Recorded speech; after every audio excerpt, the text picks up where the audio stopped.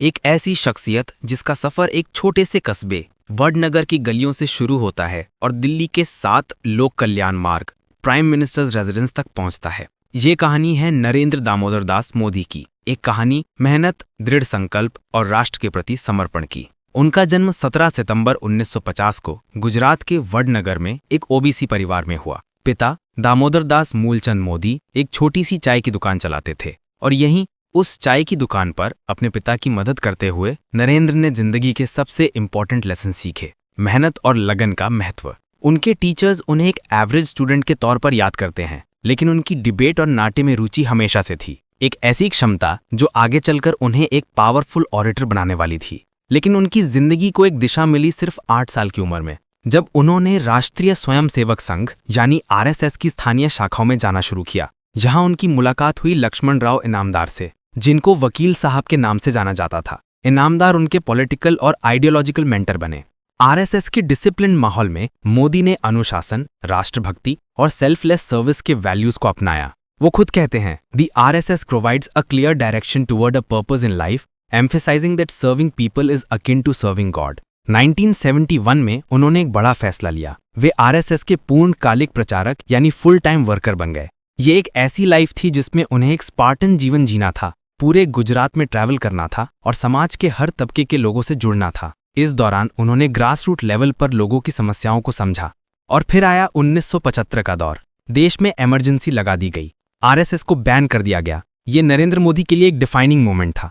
उन्होंने अंडरग्राउंड रहते हुए अलग अलग भेस में विरोध आंदोलनों में हिस्सा लिया। सरकार विरोधी लिटरेचर डिस्ट्रीब्यूट करने से लेकर एक्टिविस्ट्स के लिए सेफ हाउसेज अरेंज करने तक उन्होंने हर काम किया। उनकी रेजिलियंस और डेमोक्रेटिक वैल्यूज के प्रति कमिटमेंट इस दौरान टेस्ट हुई। इसी समय उन्होंने किताब भी लिखी, संघर्षमय गुजरात, जिसमें उन्होंने इमरजेंसी के दौरान गुजरात के इवेंट्स का जिक्र किया है। 1985 में आरएसएस ने उन्हें भारतीय जनता पार्टी यानी बीजेपी में काम करने के लिए प्रेरित किया। ये उनके पॉलिटिकल करियर की ऑफिशियल शुरुआत थी। उनकी ऑर्गेनाइजेशनल स्किल्स और स्ट्रैटेजिक एक्यूमेन ने उन्हें पार्टी में तेजी से आगे बढ़ाया। 1998 तक वे बीजेपी के नेशनल जनरल सेक्रेटरी बन चुके थे। लेकिन उनके पॉलिटिकल करियर का सबसे बड़ा टर्निंग पॉइंट आया 2008 में। गुजरात में एक भयंकर भूकंप के बाद बीजेपी ने उन्हें स्टेट का चीफ मिनिस्टर बनाया। यहाँ से शुरू हुआ गुजरात मॉडल का अध्याय। उनके लीडरशिप में गुजरात ने तेजी से विकास किया। उन्होंने वाइब्रेंट गुजरात ग्लोबल समिट जैसे इनिशिएटिव्स लॉन्च किए। ये एक बाइनियल इवेंट था जिसका मकसद ग्लोबल इन्वेस्टर्स को अट्रैक्ट करना था। इसका इम्पैक्ट कितना बड़ा था? 2003 के पहले समिट में 76 MOU साइन हुए, जिनकी वैल्यू $14 बिलियन थी। 2011 तक ये आंकड़ा बढ़कर 7,936 MOUs और $462 बिलियन तक पहुंच गया। इंफ्रास्ट्रक्चर पर उनका फोकस कमाल का था। 2003 में लॉन्च हुई ज्योतिग्राम योजना का लक्ष्य था गुजरात के हर गांव में 24 घंटे बिजली पहुंचाना। 2006 तक स्टेट के 18,000 गांव इस स्कीम से जुड़ चुके थे। उन्होंने Gujarat international finance tech city यानी गिफ्ट सिटी जैसे एम्बिशियस प्रोजेक्ट की नींव रखी, जिसका विजन गुजरात को एक ग्लोबल फाइनेंशियल हब बनाना था।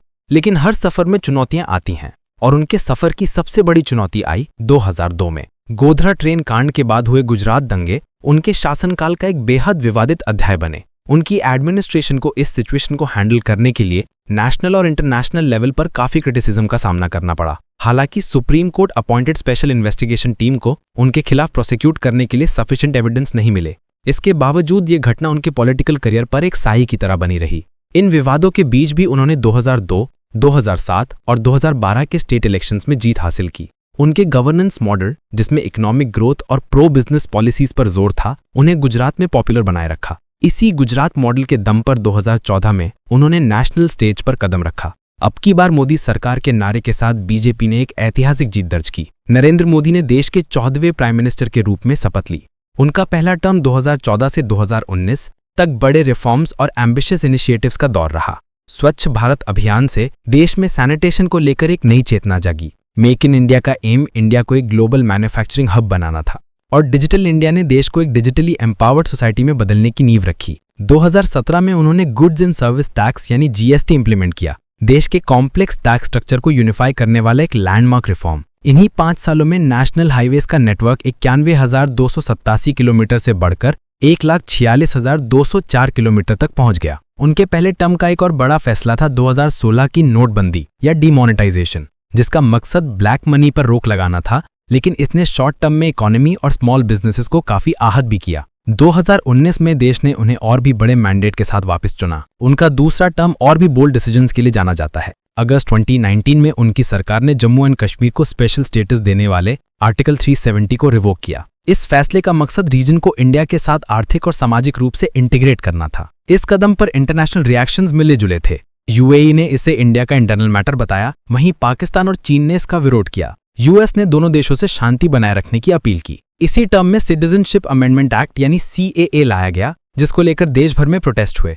लेकिन शायद इस टर्म की सबसे बड़ी चुनौती थी कोविड-19 पैंडेमिक। मार्च 2020 में जब देश में लगभग 500 कंफर्म केसेस थे, उन्होंने 1.38 बिलियन लोगों के लिए एक नेशन वाइड लॉकडाउन का ऐलान किया। इस दौरान उन्होंने प्रधानमंत्री गरीब कल्याण योजना के तहत 80 करोड़ से ज्यादा लोगों को फ्री फूड ग्रेन्स प्रोवाइड किए। इकोनॉमी को सपोर्ट करने के लिए एक बड़ा रिलीफ पैकेज भी अनाउंस किया गया। जनवरी 16, 2021 से देश में दुनिया का सबसे बड़ा वैक्सीनेशन कैंपेन शुरू हुआ। हालांकि पैंडेमिक, खासकर सेकेंड वेव के दौरान गवर्नमेंट को वैक्सीन शॉर्टेजेस और हेल्थ इंफ्रास्ट्रक्चर पर ढेरों सवालों का सामना भी करना पड़ा। इस दौर में उन्होंने आत्मनिर्भर भारत यानी सेल्फ रिलायंट इंडिया का विजन पेश किया। 2024 में नरेंद्र मोदी ने एक और ऐतिहासिक उपलब्धि हासिल की। जवाहरलाल नेहरू के बाद वे लगातार तीसरी बार प्रधानमंत्री पद की शपथ लेने वाले दूसरे नेता बने।